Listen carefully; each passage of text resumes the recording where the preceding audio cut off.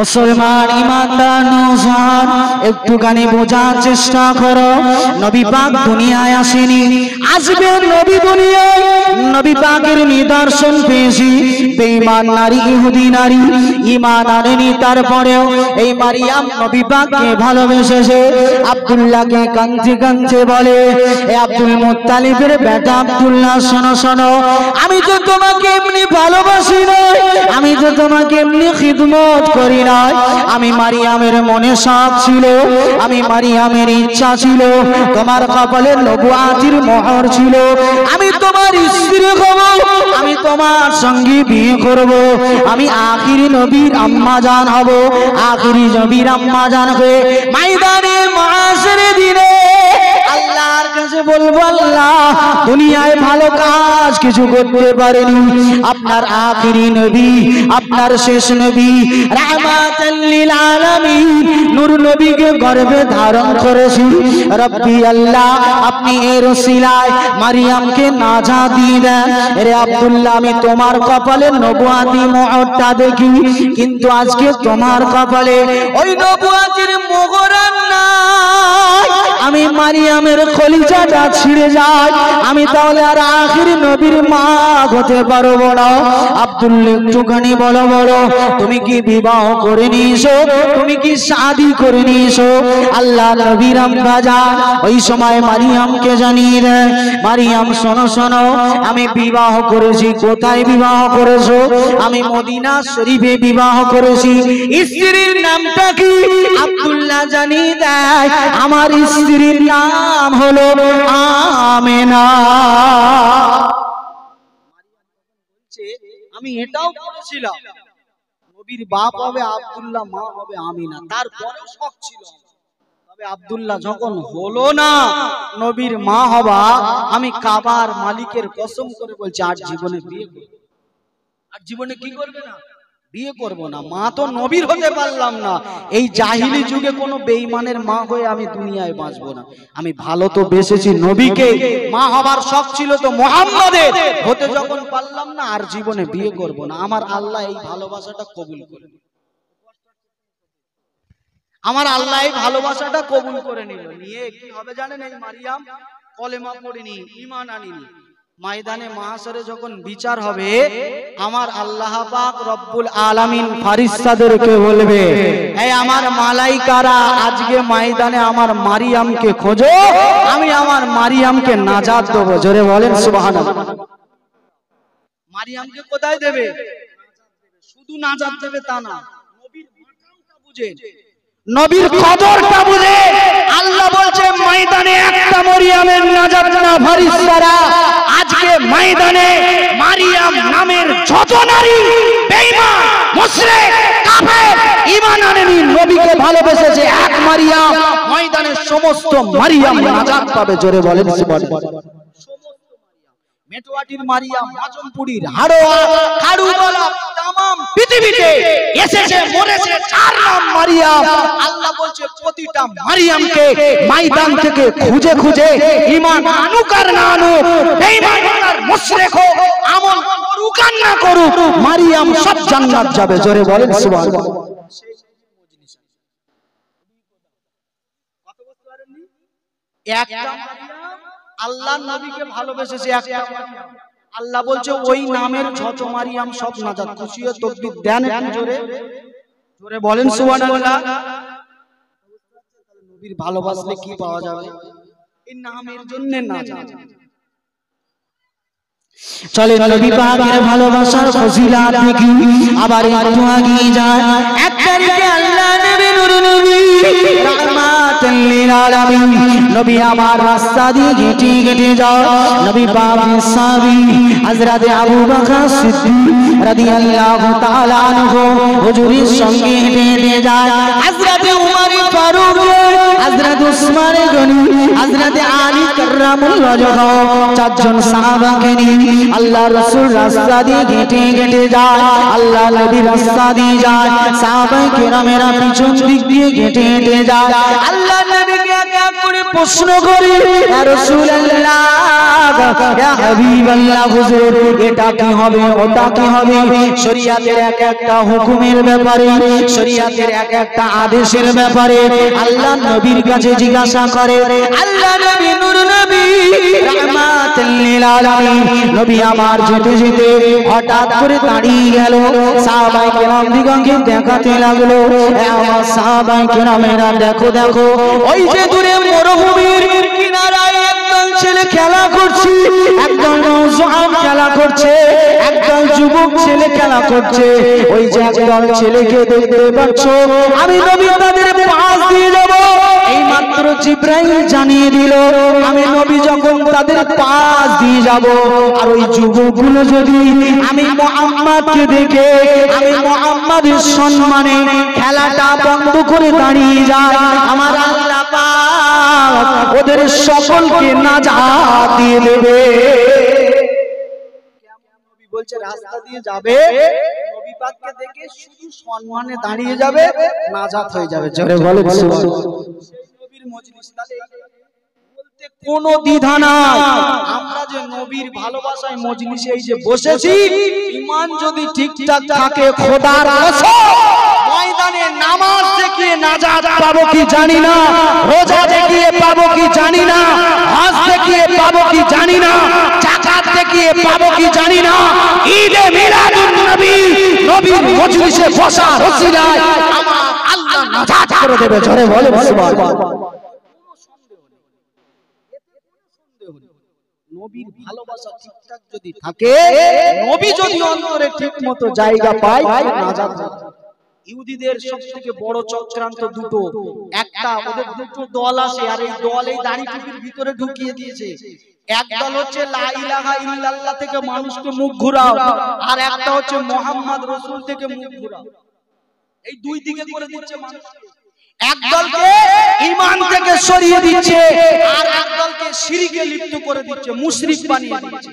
এই দুই পদ্ধতিতে আজকে মুসলমান ক্ষতিগ্রস্ত রাস্তায় চলে যাচ্ছে, শেষ হয়ে যাচ্ছে, ধ্বংস হয়ে যাচ্ছে। তার ভিতরে বড় চক্রান্ত, দুনিয়া থেকে নবীর ভালোবাসা তুলে নেওয়া হচ্ছে। আজকে মিলাদুন নবী করতে দেওয়া হয়, নবী পাকের মিলাদ যে অস্বীকার করবে সে নবী পাকের সিরাত পাবে না, আর নবী পাকের সিরাত যে না পাবে সে আল্লাহ পাবে না, আর আল্লাহ যে পাবে না সে কোথায় যাবে? কোথায় যাবে? আল্লাহ পাবে না, সে কোথায় যাবে? আল্লাহ বলছে আমার দুটো জায়গা ময়দানে, দুটো জায়গা, একটা জান্নাত আর একটা জাহান্নাম। আল্লাহ যারা পাবে তারা জান্নাতে যাবে, আর যারা আল্লাহ পাবে না তারা কোথায় যাবে? জাহান্নামে চলে যাবে। আল্লাহ পাক রব্বুল আলামিন আমার নবীর এত ভালোবাসে, আল্লাহ বলছে জান্নাত তো সবাই যাবে। ইব্রাহিম জান্নাত পাবে, নবী মুসা জান্নাত পাবে, নবী ঈসা জান্নাত পাবে, নবী ইব্রাহিম সব জান্নাতে যাবে, আর আমার হাবিবও জান্নাত পাবে, তার উম্মতি জান্নাত পাবে। তা সব যদি এক জান্নাতে করে দিলাম, তাহলে আমার হাবিবের পাওয়ারটা কোথায় থাকলো? এই জন্য বললেন ফারিস্তারা জান্নাত তো সব এক, জান্নাতের ভিতরে বড় জান্নাত, সুন্দর জান্নাত, জান্নাতুল ফিরদাউস সাজিয়ে দে। জোরে বলেন সুবহানাল্লাহ। এই জান্নাতুল ফিরদাউস তাদের উম্মত যাবে না, জান্নাতুল ফিরদাউসে কেবলমাত্র শুধুমাত্র আখিরি নবীর উম্মতি যাবে। জোরে বলেন সুবহানাল্লাহ। জান্নাতুল ফিরদাউসটা, জান্নাতুল ফিরদাউসটা আমার আল্লাহ বলছে 8টা জান্নাতের মধ্যবর্তী স্থান, এই স্থানের উপরে আমার আল্লাহ পাকের আরশে মুআল্লা। জোরে বলেন সুবহানাল্লাহ। উম্মতে মুহাম্মাদি যদি ওই আরশে মুআল্লার নিচেই থাকবে, বড় জান্নাত, সুন্দর জান্নাত পেয়ে যাবে আমার নবীর ফ্যাসিলিটি। জোরে বলেন সুবহানাল্লাহ। কত তুমি বলছি না, হাজার হাজার লক্ষ লক্ষ মুহাদ্দিস এসেছে, কবরে চলে গেছে, মায়ের পেট থেকে এসে কবরে চলে গেছে, নবীর সিরাত লিখে, নবীর চরিত্র লিখে শেষ করতে পারেনি। আর আমি 2 টাকার মানুষ, আমি কি কত বলবো, তত শুনছেন। নবীর শান বলে শেষ করা যাবে না। প্রতিটা বস্তুতে নবীর শান, প্রতিটা বস্তুতে। হাওয়ার কাছে শোনো নবীর শান বলবে, পাথরের কাছে শোনো নবীর শান বলবে, সূর্যের কাছে শোনো নবীর শান বলবে, চাঁদের কাছে শোনো নবীর শান বলবে, জিনের কাছে শোনো নবীর শান বলবে, গাছের কাছে বলো নবীর শান বলবে। প্রতিটা বস্তু, প্রতিটা জন্তু, প্রতিটা সৃষ্টি শুধু নবীর জিকির করবে। জোরে বলেন। আপনি যদি তেমন মানুষ হন, হাওয়াকে জিজ্ঞাসা করেন, এই হাওয়া তুই মদিনায় চলে বেশি আরাম পাস নাকি ভারতে? হাওয়া এক বাক্যে বলবে আরে মদিনায়। জোরে বলেন সুবহানাল্লাহ।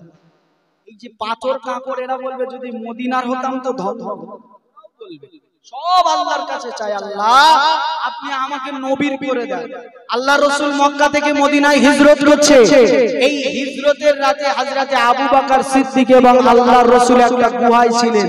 ওই গুহায় আগের 1800 বছর আগের একটা সাপ ইন্তজার করছে। সাপ কেন বলছে? নবীকে দেখবো। জোরে বলেন সুবহানাল্লাহ। হযরত আবু বকর সিদ্দিক গেল, সব গর্ত বন্ধ করলে, একটা গর্ত বন্ধ করার আর কিছু খুঁজে পাচ্ছে না। আল্লাহর কুদরত, নিজের এই পাটা দিয়ে দিয়ে এই পায়ে দংশন করছে, বারবার 3-4 বার দংশন করছে, যন্ত্রণা সহ্য করতে পারছে না। শেষে সাপ চলে এলো। কি ব্যাপার, তুমি আমার আবু বকরকে দংশন করলে? তোমার এত বড় স্পর্ধা, আমার খলিফা আবু বকরকে তুমি এই জ্বালাদায়ক শাস্তি দিলে? সাপ কাঁদছে, ইয়া রাসূলুল্লাহ বিয়াদবি মাফ করেন, আমার কলিজায় তো তখন জ্বালা, নবী দেখবো আর আবু বকর আটকে রেখেছে, সহ্য করতে পারেনি, তাই ছবল মেরেছে। জোরে বলেন সুবহানাল্লাহ।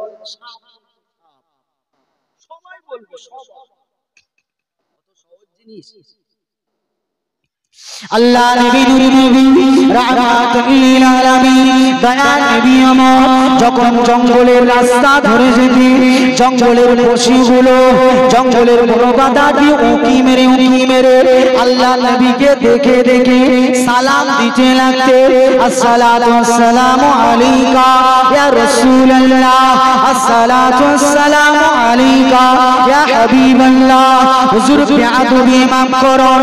জঙ্গলের ভিতরে এসেছে, জঙ্গলের ভিতরে রাজত্ব জানোয়ারদের, জঙ্গলের ভিতরে রাজত্ব পশুদের। ইয়া রাসূলুল্লাহ, এই জঙ্গলের ভিতরে যদি আপনার কিছু প্রয়োজন হয় আপনি আমাদের ঘরে জানিয়ে দেন, আমাদের ঘরে বলে দেন। ইয়া রাসূলুল্লাহ, জঙ্গলের ভিতরে রাস্তাগুলো পেঁচানো, জঙ্গলের ভিতরে রাস্তাগুলো একা বেঁকা। ইয়া রাসূলুল্লাহ হাবিবাল্লাহ, রাস্তা চিনতে যদি অসুবিধা হয়, রাস্তা জানতে যদি সমস্যা হয়, আপনি আমাদের ঘরে একবার জানিয়ে দেন, আমরা আপনাকে চিনিয়ে আপনার গন্তব্যে নিয়ে যাব।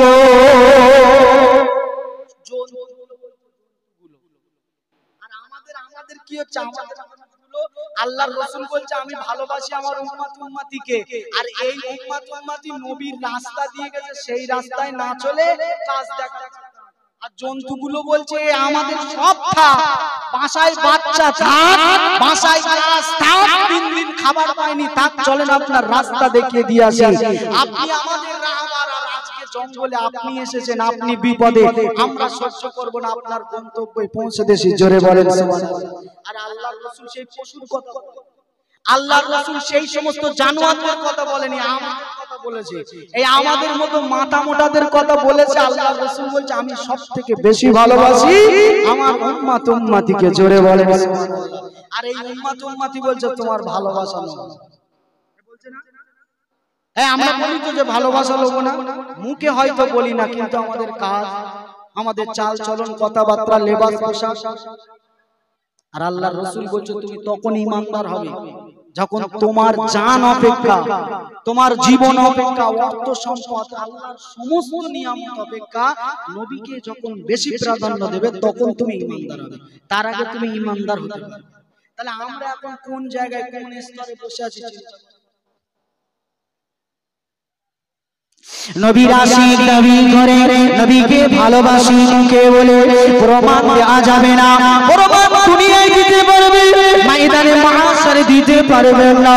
ময়দানে মাহশরে যদি আল্লাহর কাঠগড়ায় দাঁড়িয়ে বিচার দিবসে মালিক ইয়াউমিদ্দিনের দরবারে, রাবের দরবারে যদি আপনি যদি হিসাব দিতে যান, পঙ্খানুপঙ্খভাবে যেদিন হিসাব নেওয়া হবে, ওই দিন যদি প্রকৃত নবীর আশিক দাবি করতে যান, হযরতে আবু বকর সিদ্দিককে দেখে না, হযরতে ওমরকে দেখে না, নবী সাহাবী বেলালকে দেখে না, আবু হুরায়রাকে দেখে না, আনাস ইবনে মালিককে দেখে না, আনাস ইবনে দিনারকে দেখে না। নবী পাকের সাহাবীরা নবী পাককে ভালোবাসি বলেছে। নবী জানিয়ে দিয়েছে আমার ভালোবাসা প্রমাণ করতে যুদ্ধের ময়দানে যেতে হবে। নবী সাহাবীরা যুদ্ধের ময়দানে চলে গেছে। ইয়া রাসূলুল্লাহ, ভালোবাসা প্রমাণ করতে কি করা লাগবে? আল্লাহর রাসূল বলছেন বদরে চলে যাও। সাহাবারা বদরে গেছে। বদরে কি হবে? দ্বীনের সঙ্গে বেঈমানের লড়াই হবে, ঈমানদারের সঙ্গে বেঈমানের যুদ্ধ হবে। ওইখানে গেলে সাহাবায়ে কেরামদের গর্দান জুদা হয়ে যেতে পারে, জীবনের মতো শহীদ হয়ে যেতে পারে। নবীকে অন্তরে জায়গা দিয়েছে, নবী বলেছে যেতে হবে। ওহদ বদর চলে গেল, সাহাবায়ে কেরামেরা চলে গেল। সাহাবায়ে কেরামদের গর্দানগুলো বেঈমান বেদিনদের তরবারির নিচে। আল্লাহর রাসূল বলে দিয়েছে ভালোবাসার প্রমাণ যুদ্ধে যাওয়া। সাহাবায়ে কেরামেরা যুদ্ধে তরবারির নিচেই যখন গর্দান, বেঈমানেরা বলছে অফার, আজকে যুদ্ধের ময়দানে অফার দিলাম। এইখানে শুয়ে শুয়ে যদি একবার করে বলে দাও আমেনার বেটা মুহাম্মদ জাদুকর, আব্দুল্লাহর বেটা মুহাম্মদ ভণ্ড, আব্দুল্লাহর বেটা মুহাম্মদ মিথ্যুক, এই কথা যদি আজকে জানিয়ে দিতে পারো, তোমরা আজকে ছাড় পেয়ে যাবে, জীবন নিয়ে বাড়িতে চলে যেতে পারবে। নবী পাকের সাহাবীরা ওই জমিনায় শুয়ে শুয়ে বেঈমানদেরকে বলেছিল ভালো আমেনার বেটাকে বেঁচেছি, মুহাম্মদকে কলিজায় জায়গা দিয়েছি, একটা করে জীবন কোনো পরোয়া নয়, জীবন দিয়ে দেব, কলিজা থেকে মুহাম্মদ রাসূল যাবে না। জোরে বলেন সুবহানাল্লাহ। এনারা ময়দানে দাঁড়াবে, এই আনাস ইবনে মালিক, তোমার নবীকে ভালোবাসার প্রমাণ কি? আমি নবীকে ভালোবাসার প্রমাণ ওহদে গিয়েছিলাম, তরবারির তলায় আমার গর্দান, আমি বলেছিলাম যে না নবীকে ছাড়বো না, গর্দান জুদা করেছিল, এটা আমার প্রমাণ। তাৎক্ষণিক যদি পাশে আমার আপনার মতো ছোট বল্টু জিজ্ঞেস করে তুই নবীকে ভালোবাসতিস, প্রমাণটা কি? যে আমি পটল চাষ করে লোকের হাল ছেটেছিলাম, এটা তার প্রমাণ? আপনি বলতে পারবেন? তানারা বলবেন জীবন দিয়েছি, এটা নবীর ভালোবাসার প্রমাণ, জীবনের সত্তায় নবীকে ভালোবেসেছি। আবু বকর সিদ্দিককে যদি জিজ্ঞাসা করে এই আবু বকর কেমন ভালোবেসেছো? আল্লাহর রাসূল বলেছে দিন প্রতিষ্ঠার জন্য দান করতে হবে, যার যা আছে নিয়ে এসো। আবু বকর বলছে বাড়ি একটা সুই ছিল, সেটাও নিয়ে চলে এসেছি। জোরে বলেন সুবহানাল্লাহ। আল্লাহ পাক বাড়ির সুইটা শুধু ইসলামের জন্য দিয়েছিলাম, এটাই ইসলামের প্রতি ভালোবাসা, নবীর প্রতি ভালোবাসা। তাৎক্ষণিক তার কাছে যদি আমার আপনার জিজ্ঞেস করে তুমি ইসলামের জন্য কি করেছো, তুমি নবীকে কেমন ভালোবাসো, আমার আপনার উত্তর কি থাকবে? যে মসজিদে একজন 500 টাকা দান করেছিল, দান বক্স রাস্তার ধারে ছিল, 500 টাকা লোড দেখে রাতের অন্ধকারে যে দান বক্স আউট, এই প্রমাণ দেবেন আপনি? অত সহজ? কি মনে করছেন আপনি? মোটামুটি দাড়ি রেখে আর চোখ তো নামাজে যাচ্ছেন বলে পাক্কা ইমানদার? আগে ইমান চাঙ্গা করতে হবে, মানুষের সঙ্গে কথা বলতে হবে ভালো করে, আপনার হাঁটনি, আপনার লেবাস, আপনার কথাবার্তা, চাল চলন, আপনি যখন বাজার করতে যাবেন, আপনি একটা বাজারি মানুষ, আপনার বাজার করার ধরন আপনাকে জানিয়ে দেবে আপনি ইমানদার না বেঈমান। একজন বেঈমানের বাজার করার স্টাইল আর ইমানদারের বাজার করার স্টাইল আলাদা হবে। একজন বেঈমানের হেঁটে যাওয়া, একজন ইমানদারের হেঁটে যাওয়া আলাদা হবে। একজন গুনাহগারের মুখের ভাষা, একজন নেককারের মুখের ভাষা আলাদা হবে। একজন নেককার মানুষের সংসার জীবন আর একজন মুনাফিক বেঈমানের সংসার জীবন আলাদা হবে। একজন মুমিনের রাজনৈতিক জীবন, একজন বেঈমানের রাজনৈতিক জীবন আলাদা হবে। একজন মুমিনের পারিবারিক জীবন, সমাজনীতির জীবন এক রকমের হবে, একটা বেঈমানের সমাজনীতি আর ঘোরাফেরা চলাফেরা সম্পূর্ণ আলাদা হবে। দুটো দুই রাস্তার, দুই ধরনের হবে। আর আমরা তো এখন সব এক করে ফেলছি, যে গাঁজা খায় সেও যেমন করে চলে, যে নামাজ পড়ে সেও তেমন চলে।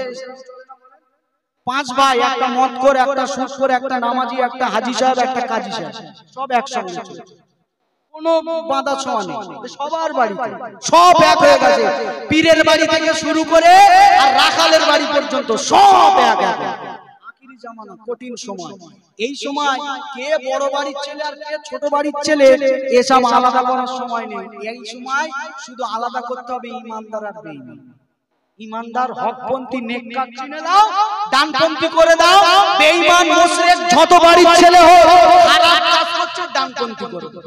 এখন ওই বড় ছোট আর দেখার সময় নেই। জাহিলি যুগের মতো কে কোন খানদানের রোজা রাখবে ছেড়ে দেবে।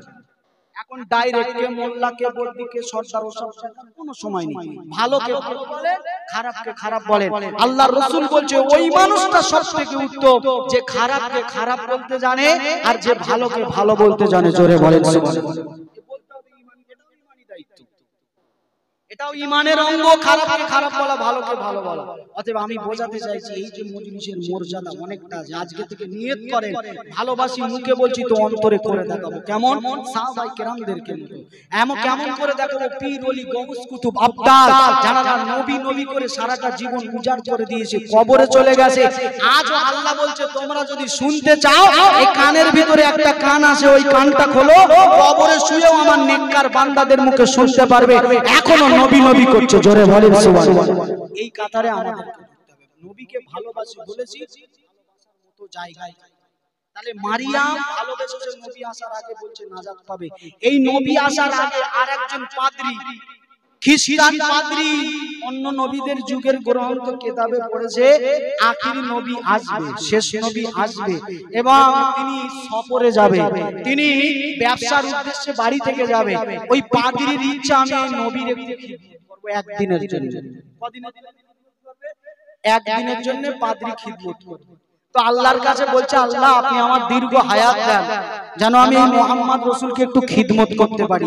এবার উনি গবেষণা করতে লাগলো আমার নবীকে নিয়ে। পাদ্রী গবেষণা করছে, পড়ছে কোন রাস্তা দিয়ে, কখন, কত বছর বয়সে, কিভাবে, কতজনা কাফেলা নিয়ে তিনি ব্যবসায় যাবে, কোন রাস্তা দিয়ে যাবে, কোন মরুভূমি দিয়ে। এই গবেষণা করে সুন্দরভাবে পড়ে এই পাদ্রী একটা রুট পেয়ে গেল যে আল্লাহর রাসূল যখন 10 বছর বয়স হবে এই রাস্তা দিয়ে, এই রুট দিয়ে আল্লাহর নবী ব্যবসার উদ্দেশ্যে যাবে তার চাচা আবু তালেবের সঙ্গে।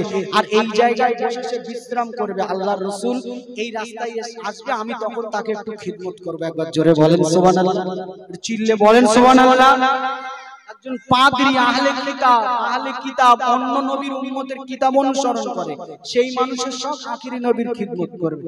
তা আল্লাহ কবুল করেছে। দীর্ঘদিন ধরে এই মানুষটা ওই রাস্তার কাছে দাঁড়িয়ে যত কাফেলা ওই রাস্তা দিয়ে যায় সবাইকে খিদমত করে। কারণ উনি বুঝছে যে এই কোন কাফেলার ভিতরে তো নবী যাবে আমি ঠিক জানি না, এই রাস্তা দিয়ে যাবে, এখানে আসবে, কিন্তু কোন কাফেলায় যাবে তো জানি না।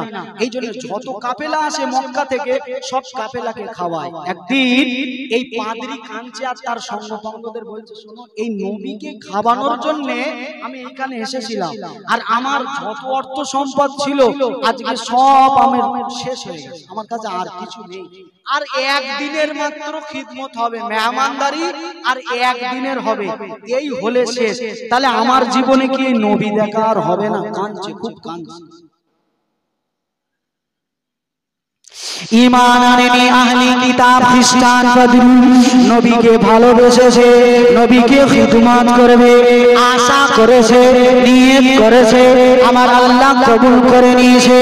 আমার আল্লাহ এদিকে আবু তালেবকে বোঝাতে লাগলো, আবু তালেব ভাইপোর বয়স 10 বছর হয়ে গেল, তুমি দীর্ঘদিন ধরে ভাইপোর খিদমত করছো, একা বাড়িতে রেখে ব্যবসায় যাও না, তোমার সংসারে তো আজকে অনাটন দেখা দিয়েছে, অভাব দেখা দিয়েছে। আবু তালেব ব্যবসার উদ্দেশ্যে বেরিয়ে যাও, ব্যবসার উদ্দেশ্যে চলে যাও। আবু তালেব চিন্তা করছে বাড়িতে খাওয়ার মতো কিছু নাই, বাড়িতে খুব অভাব, দীর্ঘদিন ব্যবসায় যাওয়া হয় না, আমাকে এবার ব্যবসায় যেতে হবে। সারাটা দিন আল্লাহর নবী থেকে লুকিয়ে লুকিয়ে বেড়ায়। কেন লুকিয়ে বেড়ায়? আবু তালেব নবীকে এত ভালোবাসে, নবীকে ছেড়ে আবু তালেব ব্যবসার জন্য বার হয়ে যাবে, আমার নবী যেতে দেবে না, নবী চাচার সঙ্গে যাবে, নবীর বয়স মাত্র 10, নবীর চাচা আবু তালেব নবীকে নিয়ে যাবে না, আল্লাহ নবী থেকে লুকিয়ে লুকিয়ে বেড়ায়।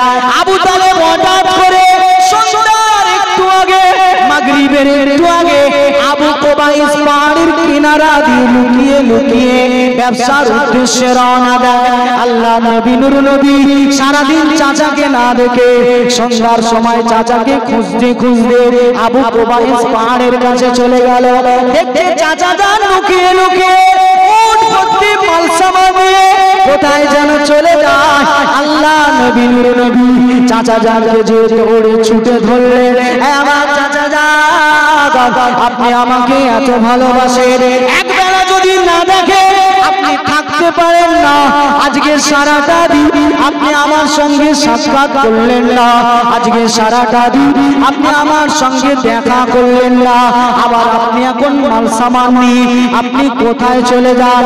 আবু তালেব ঝরঝর করে কাঁদে, এ ভাতিজা মুহাম্মদ, আমি আমার আব্বা জানের কাছ থেকে তোমার দায়িত্বখানা যখন নিয়েছিলাম, আমার আব্বা জানকে ওয়াদা করেছিলাম, আব্বা জান আমি আবু তালেব যতদিন বেঁচে থাকবো আমার ভাইপো মুহাম্মদকে দিয়ে কখনো কোনোদিন কোনো কাজ করাবো না, আমার ভাইপো মুহাম্মাদের কখনো কোনোদিন কোনো রকম অসুবিধা করব না, কষ্ট দেব না, মনে দুঃখ দেওয়ার কাজ করব না।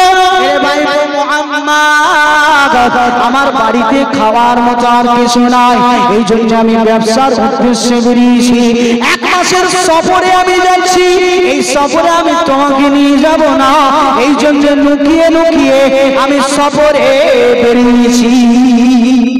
জোরে বলেন সুবহানাল্লাহ।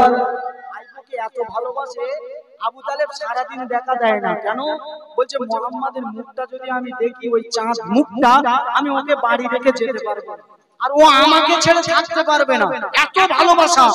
তো আবু তালেব যখন দেখা হয়ে গেল আল্লাহর রাসূলকে, যখন এই কথা বলছে আল্লাহর রাসূল কাঁদছে, চাচা 1 মাসের জন্য বাইরে যাবেন, আর আমি এখানে থাকবো, আমি পারবো না, আমি আপনার সঙ্গে যাব। আবু তালেব বলছে না, আল্লাহর নবী বলছে না, নিয়ে যেতে হবে। অবশেষে আল্লাহর নবীকে সফরের উদ্দেশ্যে নিয়ে যাচ্ছে, 40 জন সঙ্গী নিয়ে আবু তালেব নবীকে নিয়ে সেই পথে রওনা দিয়েছে। জোরে বলেন সুবহানাল্লাহ। ঠিক কিতাব অনুযায়ী একইভাবে সন্ধে হয়ে গেল, ওই পাদ্রীর ওখানে, পাদ্রীর মাত্র আর একদিনের খিদমতের মাল সামান আছে, সেই দিনই আল্লাহর নবী সেইখানে পৌঁছালো। আল্লাহর নবী যখন গেল, ওই যে মাল সামান নিয়ে 40 জন মানুষেরা পাদ্রীকে খবর দিল, মক্কা থেকে একটা দল, একটা কাফেলা ব্যবসার উদ্দেশ্যে এসেছে, বলছে কাফেলাটাকে আমার কাছে আসতে। কাফেলা যখন যাবে তখন মাল সামান অনেক কিছু আসে, আমার নবী হচ্ছে আলামিন সত্যবাদী ছোট থেকে, নবী পাক সাল্লাল্লাহু আলাইহি ন্যায় নিষ্ঠা হক কথা বলেন ছোট থেকে, তো আমার নবী পাককে তখন ওই 40 জনের কাফেলা ঠিক করলো, এই মাল সামান দেখার দায়িত্ব মুহাম্মাদের, অর্থাৎ আমাদের নবীকে দিয়ে ওই 40 জন কাফেলা পাদ্রীর কাছে গেল। ওই পাদ্রী করে দেখছে, পাদ্রী বলছে তো সব বড় মানুষ, সে 10 বছরের বাচ্চা, তখন জিজ্ঞাসা করছে তোমাদের কাফেলার সরদার কে? তখন নবীর চাচাকে দেখানো হলো, নবীর চাচাকে দেখানো হলো, জিজ্ঞাসা করা হচ্ছে, বলছে তোমার নাম কি? বলছে আমার নাম আব্দুল মুত্তালিব ইবনে আবু তালিব। তোমার নাম যদি আবু তালিব হয়, তোমাদের সঙ্গে তো 10 বছরের যুবক ছেলে, 10 বছরের নবী মুহাম্মদকে আসার কথা ছিল, সেই মুহাম্মদ কোথায়? জোরে বলেন সুবহানাল্লাহ। বলছে তোমরা 40 জন, তোমরা মক্কার মানুষ, তোমার নাম আবু তালেব, তোমাদের সঙ্গে তো 10 বছরের যুবক আসার কথা ছিল, যে আখিরি পয়গম্বর, তাকে নিয়ে এসো, তোমাদের তার দরকার নাই, আমি তো খিদমত করতে চাই ওই যুবক ছেলেটাকে। জোরে বলেন সুবহানাল্লাহ। 40 জন অবাক হয়ে গেল, কি হচ্ছে? মুহাম্মদ না কোনোদিন এখানে এসেছে, মুহাম্মদ রাসূল না কোনোদিন তার সঙ্গে দেখা করেছে, না কোনোদিন মক্কা থেকে বেরিয়েছে, তার পরিচয়টা হলো কি? আর তখন তো ফোনের যুগ ছিল না যে রং নাম্বারে পরিচয় হয়ে যাবে, এরকম ফোনেরও যুগ ছিল না, হলো কি? এই 40 জন অবাক হয়ে গেল, কি ব্যাপার? আবু তালেব বলছে ব্যাপার, পাদ্রী বলছে ব্যাপার পরে শুনো, আগে যুবকের কাছে আমাকে যেতে দাও। জোরে বলেন সুবহানাল্লাহ। মুসলমান ছেলে মেয়েরা, মুবারক তরুণেরা, এ নবী পাকের উম্মত উম্মতিরা, আল্লাহ নবী নূর নবী রাহমাতুল লিল আলামিন মাল সামানগুলো দেখভাল করছে, মাল সামানগুলো চৌকি দিচ্ছে। 40 জন কাফেলা রেখে পাদ্রী ছুটে ছুটে চলে গেল, আল্লাহ নবীর কদমে পড়ে গেল। নবী মুহাম্মদ রাসূল, আমি জানি, আমি পড়েছি আগের নবীর কিতাবে, তুমি হলে আখির নবী, তুমি হলে আখির পয়গম্বর, তুমি হলে শেষ নবী। আমি পাদ্রী দীর্ঘদিন ধরে এই জায়গায় বসে রয়েছি, আমি পাদ্রী দীর্ঘদিন ধরে এই জায়গায় বাড়ি করে রেখেছি, কারণ একটাই, আমার ইচ্ছে একটাই, আখির নবীকে খিদমত করব, আখিরি নবীকে সেবা করব। ইয়া রাসূলুল্লাহ, ইয়া হাবিবাল্লাহ, আপনি আমার বেয়াদবি ক্ষমা করুন, আপনি আমার হুজরাতে চলুন, আপনি আমার বাড়িতে একটু চলুন। আল্লাহ নবী নূর নবী রাহমাতুল লিল আলামিন নবী আমার ওই সময় পাদ্রীকে লক্ষ্য করে বলে, শুনে দাও, আমি মুহাম্মদ মারা যাব, আমি মুহাম্মাদের জীবন চলে যাবে, কিন্তু মুহাম্মদ তোমার কথাই কখনো এই মাল সামান রেখে দিয়ে তোমার বাড়ি যাবে না। জোরে বলেন সুবহানাল্লাহ। এসে বলছে, এসো তুমি নবী, তুমি পয়গম্বর, তুমি রাসূল, তোমাকে আমি নিতে এসেছি আমার বাড়ির জন্য। আল্লাহর রাসূল বলছে, নিতে এসেছো কি হয়েছে? আমার চাচা আবু তালেব আমাকে দায়িত্ব দিয়ে গেছে মাল দেখা, এই মাল এইগুলো আমার কাছে আমানত, আমি এখন আমানত দাতা, তোমার কথা এখন আমি তোমার বাড়ি যাব না। জোরে বলেন সুবহানাল্লাহ। নবীর আদেশ। আর পাদ্রী বলছে যেতে হবে, আবার ছুটছে বাড়িতে, 40 জনকে নিয়ে বলছে তোমরা যাও মাল চৌকি দাও আর নবীকে আমার বাড়িতে আসতে দাও। জোরে বলেন সুবহানাল্লাহ। এই যে ভালোবেসেছে এটাই আমার আল্লাহর কাছে। এই পাদ্রী কিন্তু ঈমান আনতে পারেনি, তখন আমার নবীর নবুয়তের ইলান হয়নি, তখন নবী কলেমার দাওয়াত দেননি, তখন 10 বছর বয়স। এই যে পাদ্রী একদিন খিদমত করলো, নবীকে ভালোবাসলো, আমার আল্লাহ এটাই কবুল করে নিল। জোরে বলেন সুবহানাল্লাহ। খ্রিস্টান পাদ্রী আহলে কিতাব ঈমান আনতে পারেনি, নবীকে ভালোবেসেছে, কলিজায় নবীকে জায়গা দিয়েছে। ময়দানে মাআশরি দিনেতে আল্লাহ নবী নূর নবী রাহমাতুল লিল আলামিন যখন ইমামে হাসান ইমামে হুসাইনকে নিয়ে আমার আল্লাহর কাছে যাবে, রব্বি আল্লাহ, আমার ইমামে হাসান, আমার ইমামে হুসাইন, আমার দুই নাসা যারা দুনিয়ার জমিনে শহীদ হয়েছিল, তাদের দুনিয়ার জমিনে শহীদ করা হয়েছিল দ্বীনের জন্য, ইসলামের জন্য যাদেরকে শহীদ করে দেওয়া হয়েছিল, রব্বি আল্লাহ, আজকে ময়দানে আপনি বিচারটা করে দেন। এই কথাটা যখন আল্লাহ নবী বলবে, আমার আল্লাহ পাক ওই সময় কুদরতি ভাবে বলবে, আমার আল্লাহ জানিয়ে দিবে, আমার নবী, আমার রাসূল শোনো, আজকে দিনেতে আপনার নাতি হুসাইন তার শহীদের ফয়সালা চাও, ইমাম হাসানের শহীদের ফয়সালা চাও, নাকি যার অন্তরে নবী মুহাম্মদ রাসূলের কিঞ্চিত পরিমাণ ভালোবাসা রয়েছে তাদের বিনা হিসাবে নাজাত চাও। জোরে বলেন সুবহানাল্লাহ। আমার আল্লাহ বলছে, হে আমার নবী, তুমি বিচার চাও, ইমাম হাসান হুসাইনকে শহীদ করা হয়েছিল, এর বিচার চাও, নাকি তোমার যুগের উম্মত উম্মতি যারা ভালো আমল করতে পারেনি, যারা দান সদকা করতে পারেনি, তোমাকে কিঞ্চিত পরিমাণ ভালোবেসেছিল, তাদের কলবে এই মুদগা ওই বস্তুর টুকরায় সামান্য পরিমাণ জায়গা দিয়েছিল, ওই তাদের নাজাত চাও। আল্লাহর রাসূল বলবে, রব্বি আল্লাহ, ইমাম হাসান হুসাইনের বিচার আপনি আমার উম্মত উম্মতিকে নাজাত দিয়ে দেন। জোরে বলেন সুবহানাল্লাহ। জোরে বলা যায় না সুবহানাল্লাহ। তখন আল্লাহ রাব্বুল আলামিন নবীকে এই কথা বলবে, হে আমার হাবিব, শুধু তোমার যুগের উম্মত উম্মতিকে নয়, তুমি আসার আগে যারা ভালোবেসেছে, এমন কি খ্রিস্টান পাদ্রী, তখন ওই পাদ্রীর নাম করে আমার আল্লাহ বলবে, ওই পাদ্রীকেও আমি আল্লাহ নাজাত দিয়ে দিলাম। জোরে বলেন সুবহানাল্লাহ। সব নবীর ভালোবাসা, নবীর ভালোবাসা হচ্ছে সবকিছু কুরবান যাক আমার নবীর কদমে, সবকিছু লুটিয়ে যাক আমার নবীর কদমে, কিন্তু নবী যেন কলিজা থেকে বেরিয়ে যায়। কঠিন সময় আসছে, লামাজাবি, ওয়াহাবি, ভাঁড়ের দল, নেড়ার দল, কে কি দল আমাদের কোনো দেখার দরকার নাই। একটাই কথা, কোন দলিল ছাড়া বিনা দলিলে আমরা নবীর মিলাদ করি, করব, কতদিন বাঁচবো করে যাব। জোরে বলেন ইনশাআল্লাহ, বলেন ইনশাআল্লাহ। এ কোরআন বলছে, কে হাদিস বলছে, সব রেখে দেয়। কারবালার ময়দানে ইমাম হুসাইন রাদিয়াল্লাহু তাআলা আনহুকে যারা শহীদ করেছিল, তাদের কাছে বড় কোরআন ছিল, ওই একই কোরআন যে কোরআন নবীর উপরে এসেছিল, আর ইমাম হুসাইনের কাছে কোরআন ছিল। ইয়াজিদ বাহিনী তারাও কোরআন খুলে তাফসীর করে, আর হুসাইন বাহিনী তারাও কোরআন খুলে তাফসীর করে। মাথায় রাখবেন দুটো তাফসীর জীবনে এক নয়। বেঈমানদেরও তাফসীর আছে, মুসলমানেরও তাফসীর আছে, মুশরিকেরও তাফসীর আছে, মুসলমানেরও তাফসীর আছে, মুনাফিকেরও তাফসীর আছে, মুসলমানেরও তাফসীর আছে। দুটো তাফসীর ওপর দিয়ে দেখতে এক, কিন্তু ব্যাখ্যাকারী যে ব্যাখ্যা করছে এই মানুষটার ফারাক, একজন মুমিন আর একজন বেঈমান, একজন মুসলমান আর একজন মুনাফিক। কথা সব সময় শুধু তাফসীর দেখে বড় কিতাব আর কোরআন দেখে বড় দাড়ি দেখে চলে যাবে, বুঝলে? কোরআন ছিল আর আপনার ইয়াজিদেরও ছিল, দুটোই নবীর কোরআন, দুটোই আল্লাহর কালাম ছিল দুজনের কাছে। এও আলহামদুলিল্লাহি রাব্বিল আলামিনের তাফসীর করছিল, আরেকজন আলহামদুলিল্লাহি রাব্বিল আলামিনের তাফসীর করছিল। যারা মুমিন, যারা মুসলমান, যারা হকপন্থী, তারা কখনো ওই মুনাফিকের তাফসীর নেবে না, তারা তাফসীর নেবে তো ইমাম হোসেন পন্থীর তাফসীরই নেবে। জোরে বলেন সুবহানাল্লাহ।